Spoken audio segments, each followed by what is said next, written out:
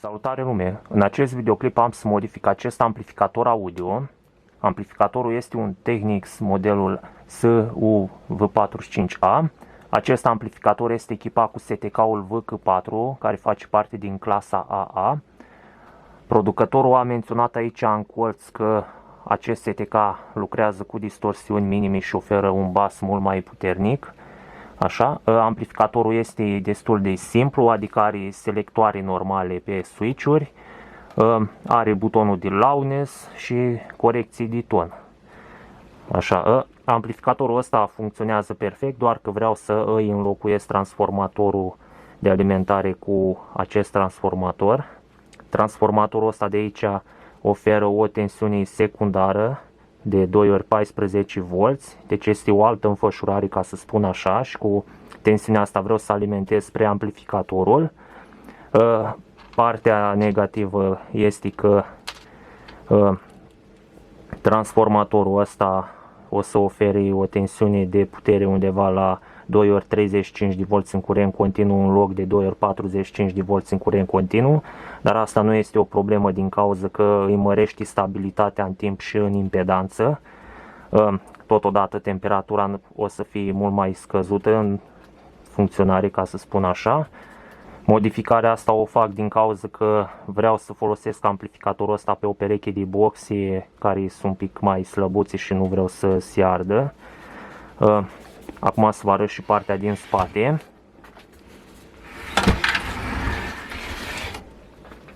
Cam așa arată partea din spate, de se poate vedea. Aici se șerli pe boxe, alimentarea. Aici arată cât consumă el, oricum după înlocuirea transformatorului consumul lui o să fie undeva pe la vreo 250 de W. Între timp am să caut o punte redresoare pentru traful ăsta, din cauza că o să am nevoie pentru înfășurarea asta de 2 ori 14 V, că oricum amplificatorul ăsta nu a fost prevăzut cu așa ceva și de asta o să trebuiască să mai caut niște piese și e posibil să mai fac și alte modificări asupra lui pe parcursul acestui videoclip. Acum am să-l desfac.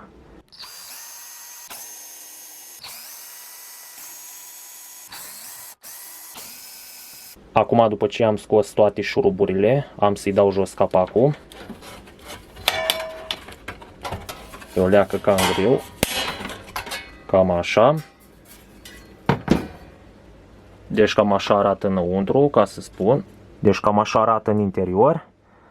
Aici se poate vedea și STK-ul ăsta pe care l-a menționat producătorul. Așa, deci este STK-ul lui original, nu a fost schimbat niciodată. Se poate vedea. Aici în partea asta am mai umblat eu și am pus alți driveri, doar că acum am să-i pun driverii lui original înapoi. Da, deci se poate vedea. De aici se pot vedea toate piesele, are releu de protecție. Asta este transformatorul. Transformatorul ăsta are doar 12 V pe a doua înfășurare și de asta vreau să-l pun pe ălalt, din cauza că ăla are și ăștia 12 V, dar are și pe ăilalți. Aici este butonul de pornire, se poate vedea. Aici este partea de preamplificare cu operațional și integratul ăsta pe care l-au făcut ei. Aici este butonul de volum. Firul ăsta care se vede aici l-am schimbat eu odată pentru că am vrut să îi reduc brumul. Și aici este etajul fono, se poate vedea. Aici are operaționalul ăsta. Și da, cam aici este sursa de alimentare, adică puntea de diode și condensatorii de filtraj, da, și puntea de diode. Da, deci acum am să încep să fac câteva măsurători să văd cam ce tensiune ajunge pe partea de stabilizare de 15 V. Deci aici se află partea de stabilizare, oricum amplificatorul l-am băgat în priză și l-am pornit, așa că am pus o tastă pe șasiu și tasta asta pe care o am în mână am să o pun aici pe Zener. Deci este diodă Zener, aia de acolo, și uitați pe aparatul de măsură mi-arată 15 V. Așa, dacă o pun pe Zenerul ăsta la alt aici, acolo, vedeți, îmi indică tot 15 V, doar că îs cu plus. Așa, pe urmă are rezistențele astea care se supraîncălzesc foarte tare. Așa, dacă pun tasta pe una din ele, îmi arată 31 de volți și pe cealaltă 27. Și aici mai are încă două rezistențe de trecere, de se poate vedea. Așa. Eu oricum o să trebuiască să vin cu tensiunea undeva pe rezistențele astea de aici. Așa, pentru că rezistențele alea oricum trebuie să rămână. Aici chestia că stabilizarea este formată doar prin trecerea unor rezistențe și a diodelor Zener, deci nu are niciun tranzistor pentru stabilizare.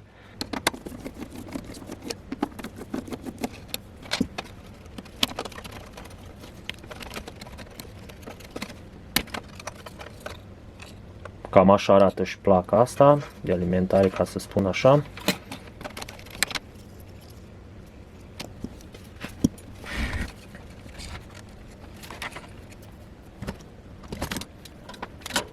Am folosit LED-conul și pompa Fludor ca să extrag fludorul de pe pinii ăștia, ca să pot scoate plăcuța asta afară și acum iese foarte ușor, deci a ieșit.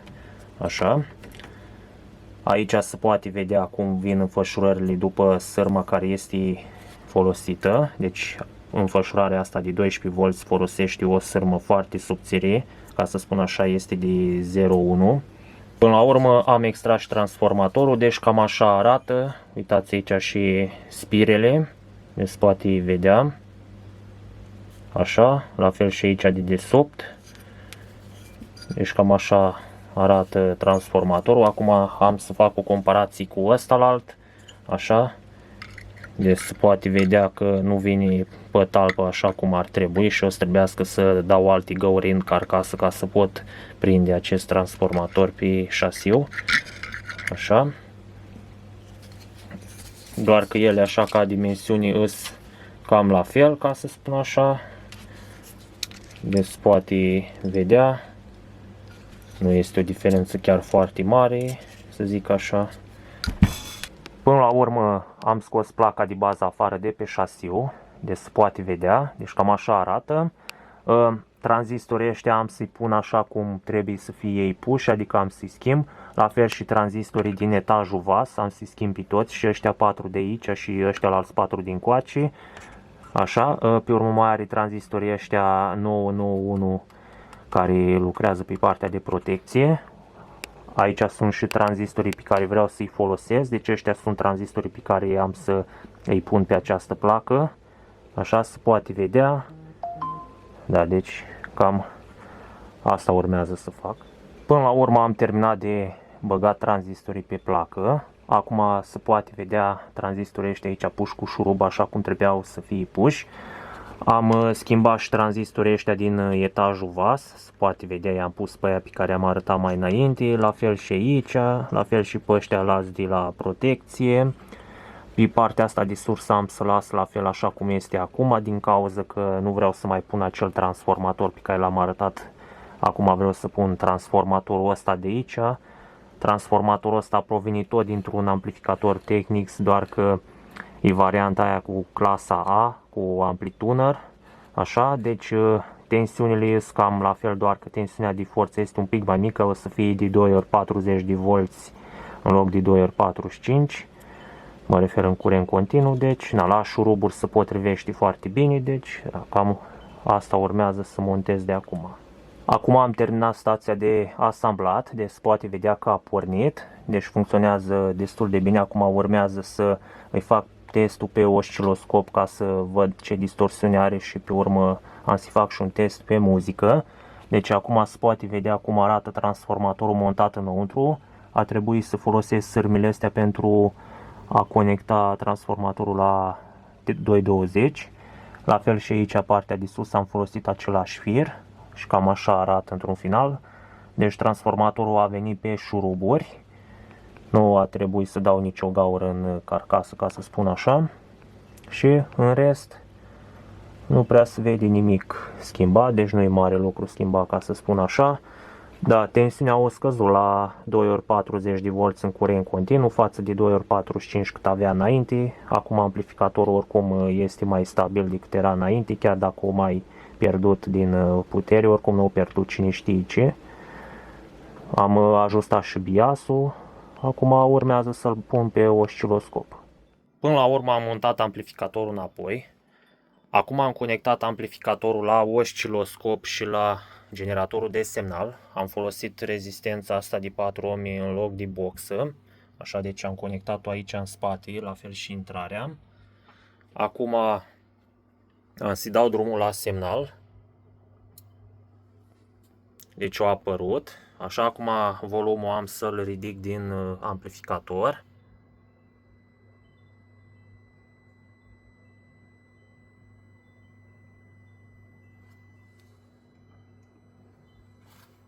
Îl mai ridic.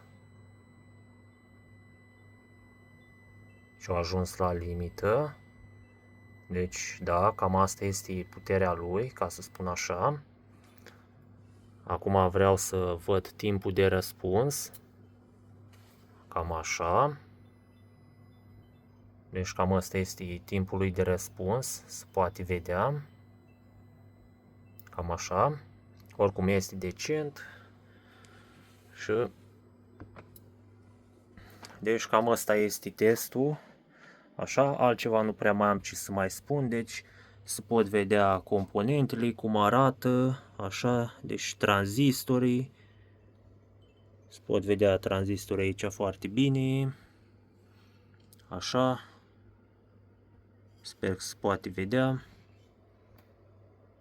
Uitați cum arată.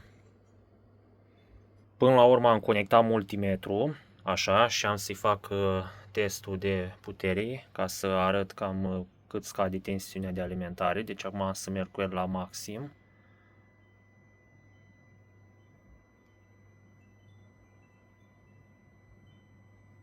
Deci am ajuns la maxim, ca să spun așa, și uitați cât scade, deci cam așa au ajuns, la 35 de volți.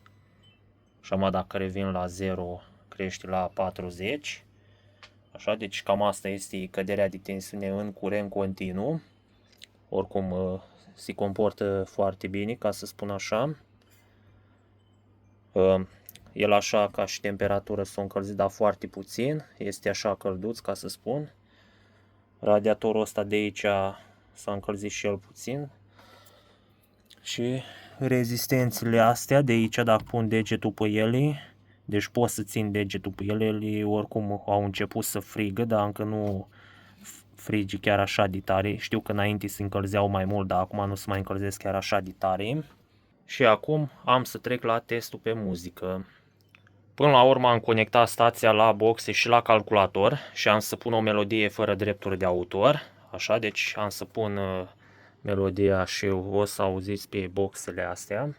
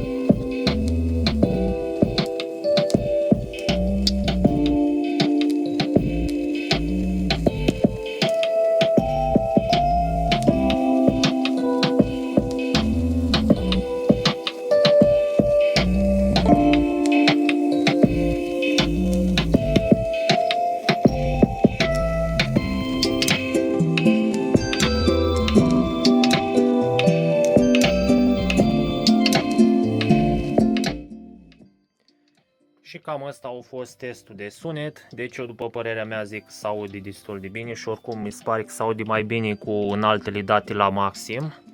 Așa, și cu basul dat pe 0. Totuși am observat că se aude cum iese aerul prin portul ăsta de aici. Așa, deci asta în momentul când dau basul la maxim. Deci cam până la urmă ăsta a fost videoclipul și vă salut!